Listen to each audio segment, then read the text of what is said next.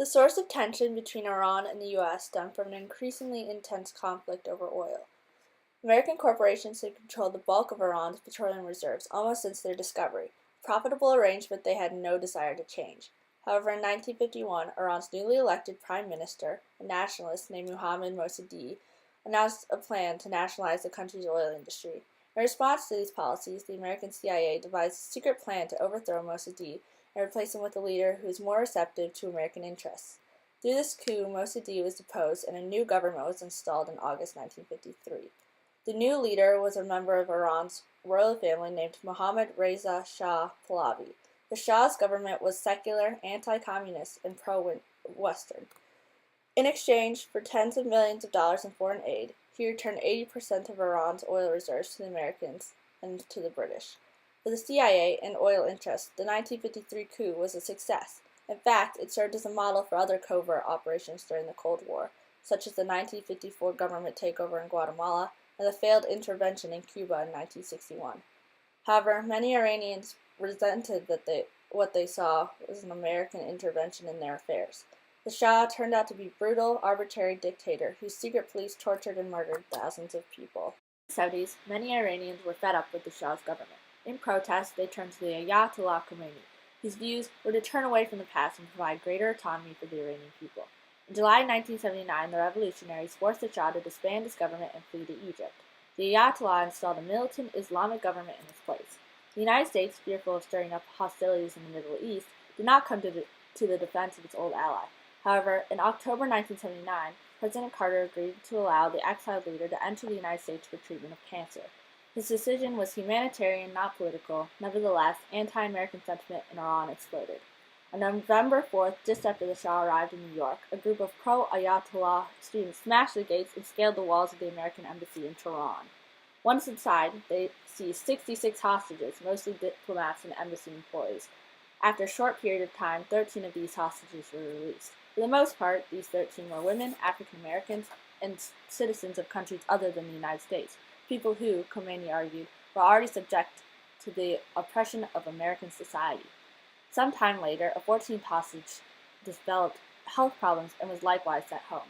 By midsummer 1980, 52 hostages remained in the embassy compound. Diplomatic maneuvers had no discernible effect on the Ayatollah's anti-American stance. Neither did economic sanctions, such as the seizure of Iranian assets in the United States. Meanwhile, while the hostages were never seriously injured, they were subject to a variety of demeaning and terrifying treatments. They were blindfolded and paraded in front of TV cameras and cheering crowds.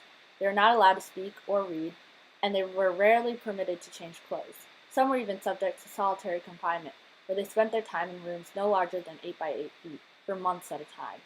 Throughout the crisis, there was a frightening uncertainty about their fate. The hostages never knew whether they were going to be tortured, murdered, or set free. 50 men taken captive in a hostile foreign land. Scorching sun beating down onto miles and miles of sand. Amid each country being ruled by a man who thinks it's fun to hold our people in return. His efforts to bring an end to the hostage crisis soon became one of his foremost priorities. In April 1980, frustrated with the slow pace of diplomacy, Carter decided to launch a risky military rescue mission known as Operation Eagle Claw. The operation was supposed to send an elite rescue team into the embassy compound. However, a severe desert sandstorm on the day of the mission caused several helicopters to malfunction, including one that veered into a large transport plane during takeoff. 8 American servicemen were killed in the accident, and the Operation Eagle Claw was a failure. The mission on which they were embarked was a humanitarian mission. It was not directed against Iran. It was not directed against the people of Iran. It was not undertaken with any feeling of hostility toward Iran or its people.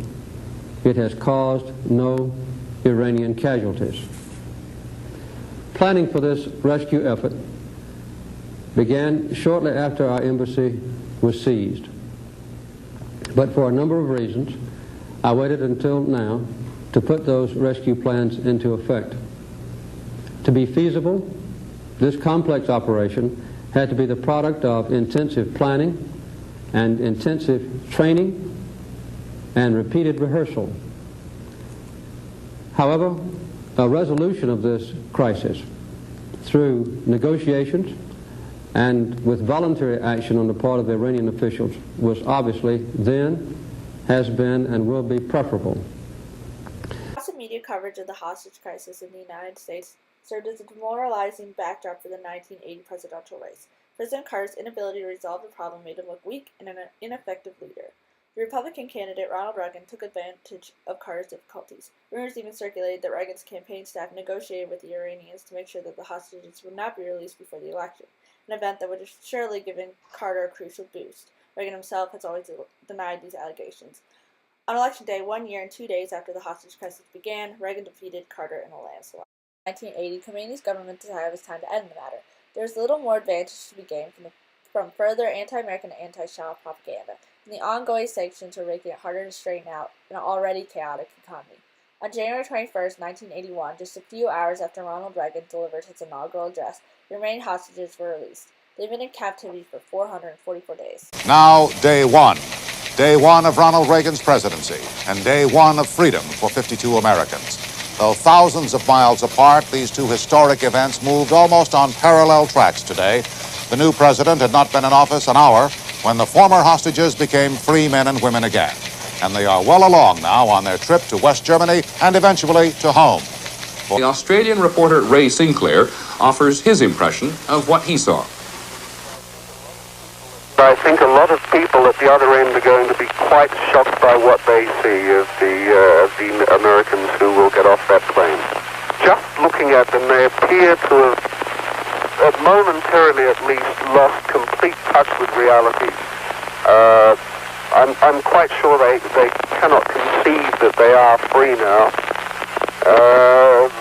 Their faces are blank, their eyes are glazed. It's a stunning emotional experience.